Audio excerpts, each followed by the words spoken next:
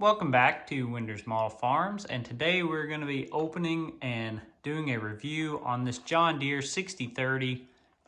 This has been out for just a short amount of time. It came out this year from John Deere, and I'm excited to get my hands on it. We got a friend that has bought a 6030 recently in real life, and they are a beast of a tractor. Cool to get a replica of it. I know a few years back Ertl made one with a cab, and I really wish we would have gotten one back then. They're kind of hard to find now, and so I'm glad that they came out with another toy of the 6030. So let's get into this thing.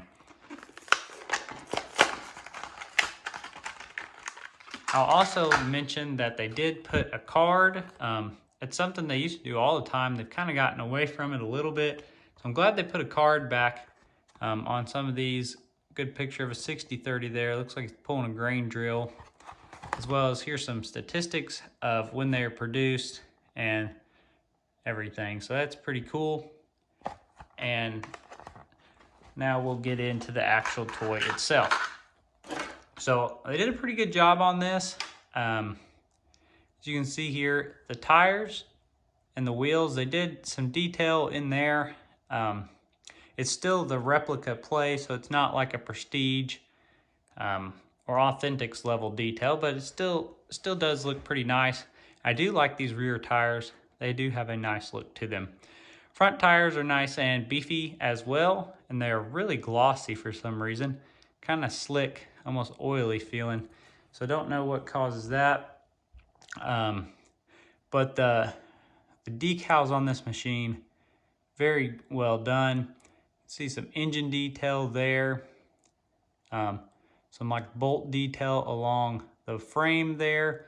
And this does have the front weights on it, which I'm excited for, because a lot of the Ertl, like we've got a 5020 here, they didn't put front weights on a lot of these, this style John Deere toy, and we've got a 4620, and I don't think our 4020s have front weights on them either, which the real ones commonly had front weights. So I'm glad that they put the front weights on this 6030. We've got our air breather exhaust, and coming around, this does have the fenders, and they've kind of got the, I don't know if they're called shields or what, but they're between you and the front of the tractor. If we look at the operator platform area, they didn't put any foot pedals or anything.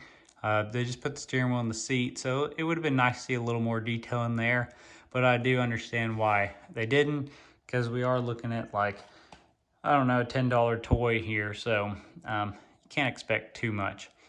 I do like the look of the fenders though. I love that look. Rear end, we get a little bit of detail on the rear end down here, but not too much. As well as the underside, a little bit of detail, but again, not a whole lot. The front axle does look pretty nice. I do like that. Trying to think though, 6030s I've seen in real life, I thought their axle was a little more, looked a little more like the 5020 axle, but maybe I'm incorrect there. I thought they were a little straighter, but maybe not. But here's a look at this, the 5020 and the 6030 side by side. So you can kind of get a little idea. I mean, look how much better they did on the rear tires here than on that 5020's rear tires. It also would be cool to see a big old fat meaty single on the back of these. That would be a cool custom to do. Maybe we'll buy a second one at some point and do that, but I really do want to have one with these tires, as good as that looks. But anyways, not a whole lot to see here. I forgot to mention there is your detail, some detail here and here on the hood, and the paint on the air intake looks pretty good as well. But that's about all we got for this 6030. Let me know if you like 6030s. I've got some short videos of a real one driving around and unloading, being unloaded off a truck. I may put that on our channel because they're a pretty cool tractor. Neat piece of John Deere history. So thanks for watching, everyone. Have a good day.